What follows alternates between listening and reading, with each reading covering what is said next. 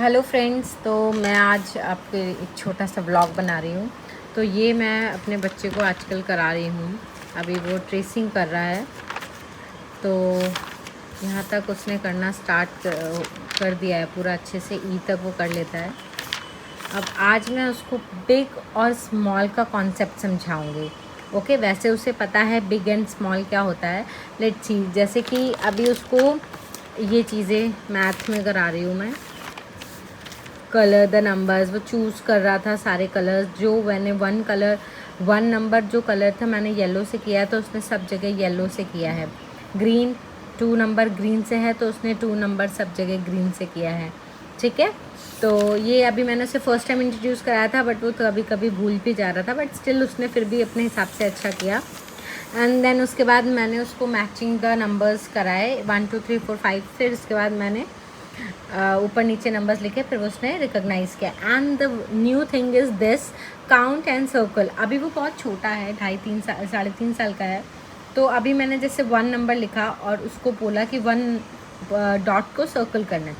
So this is how he did it. Okay, and let I show.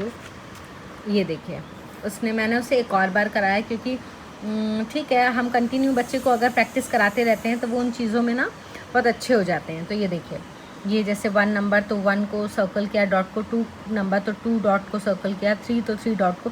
अगर आपका बच्चा भी ऐसे ही 3 साल का, 3.5 साल का, तो ये वर्कशीट उसके लिए बहुत ही ज़्यादा बेनिफिट करेगी, बहुत ही ज़्यादा उसके लिए अच्छी रहेंगी। अगर आप अपने बच्चे को ऐसे समझा के उसको शीट दोगे तो बहुत ही अच्छा रहेगा।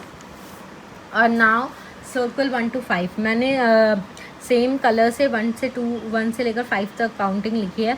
एंड देन उसके बाद मैंने नीचे जो है ना अलग अलग नंबर्स लिखते हैं, तो उसमें मैंने उसको बोला है कि आपको रिकॉग्नाइज़ करना है 1 नंबर कितनी बार है उसको सर्कल करना है, 2 नंबर कितनी बार है उसको सर्कल करना है, 3 4 5 कितनी बार है।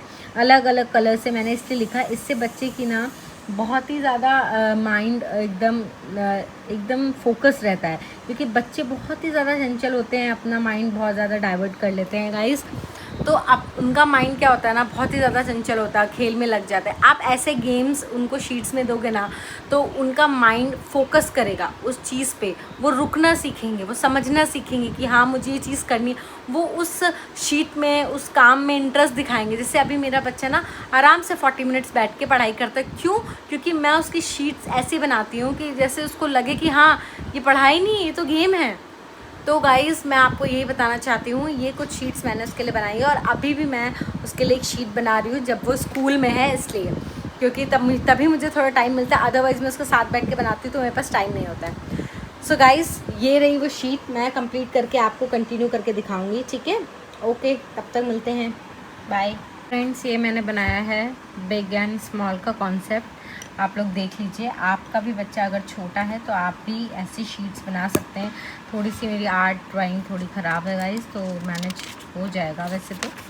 और अब उसके बाद यहाँ पे मैं उसको लेटर जी जी दूँगी। ठीक है, और तो ये आपके बच्चों के लिए बहुत ही ज़्यादा बेनिफिट है। अगर आपके बच्चे स्कूल जा रहे हैं ना, तो भी आप उनको घर पे पढ़ा सकते हो, तो भी आप उनको टाइम दे सकते हो। एटलीस्ट कम से कम नहीं 30 मिनट्स तो आप दे ही सकते हो, कि जिससे बच्चे की ग्रिपिंग पावर बहुत अच्छी हो जाती है। जब बच्चा ट्रेसिंग करना स्टार्ट करता है, मेक श्योर अगर बच्चा ट्रेसिंग कर रहा है तो उससे पहले आपको standing line, sleeping line, slanting line, curve line, zigzag line, ये सारी लाइन्स को पहले उसको शीट्स बना के उसको देनी है, ताकि उससे वो वर्ड्स जैसे ट्रेस करने से पहले उसकी जो ग्रिपिंग पावर है ना, ये पकड़ने की पेंसिल, ये मजबूत हो जाए। अगर ये ग्रिपिंग पावर आपके बच्चे में आ गई ना, तो आपका बच्चा कुछ भी ट्रेस कर सकता है। लेकिन आप स्टार्टिंग से उसको इतने बड़े बड़े अल्फ़ाबेट्स दे दोगे, ये सब चीज़ें दे दोगे, तो वो नहीं कर पाएगा।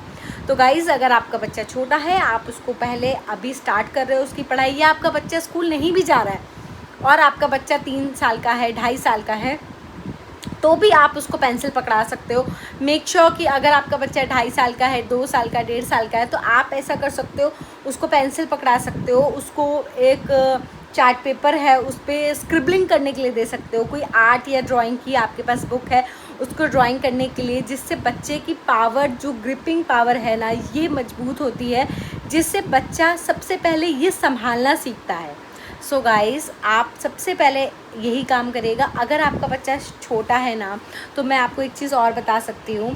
जो चीज़ है कि अगर आपका वॉल पे अगर बच्चा लिख रहा है तो आप उसको समझाइए कि नहीं, आपको वॉल पे नहीं लिखना है, आपको वॉल पे चार्ट पेपर्स, जी हाँ, जो चार्ट्स पेपर होते हैं ना, उसको टेप से चिपका देना है बच्चे की हाइट से थोड़ा सा ऊपर, ताकि उसका हाथ जा पाए अच्छे से। तो आपको क्या करना है, 2 बड़े बड़े चार्ट पेपर आप उसकी रीच में चिपका दीजिए। आप उसको बताइए कि ये देखो, यहाँ पे ही आपको कलरिंग करनी है। और सबसे पहले आपको, जब बच्चे की स्टार्टिंग है, तो उसको एक जंबो किंग आते हैं, जंबो किंग के क्रेयॉन्स आते हैं, आपको वो उसको देने हैं। वो थोड़े से बड़े बड़े होते हैं, जो उसके हाथ में अच्छे से आ जाएंगे।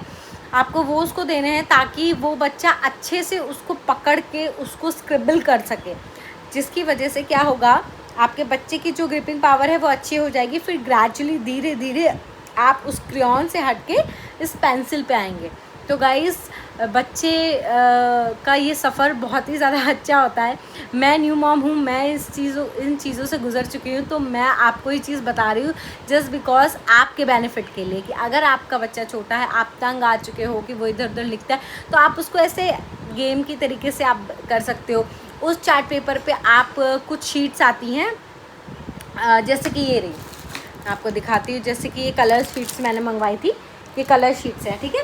ये कलर शीट्स आपको क्या करना है, अलग अलग शेप में काट लो, ठीक है। आप उसको क्या करो, उसको आपके पास फेविकोल होगा, नहीं तो ये फेविस्टिक आती है, ये फेविस्टिक। आपको ये फेविस्टिक क्या करनी है, चार्ट पेपर पे उतने स्पेस पे लगा देनी है, और आपको अपने बच्चे को बोलना है कि बेटा इसे स्टिक करना है। गाइस, मैं सच बोल रही हूँ, आपको इम्प्रूवमेंट दिखेगा। वो जगह जगह लिखना भी बंद कर देगा और वो इंजॉय करना भी स्टार्ट कर देगा। ओके, तो आज का व्लॉग यहीं तक था।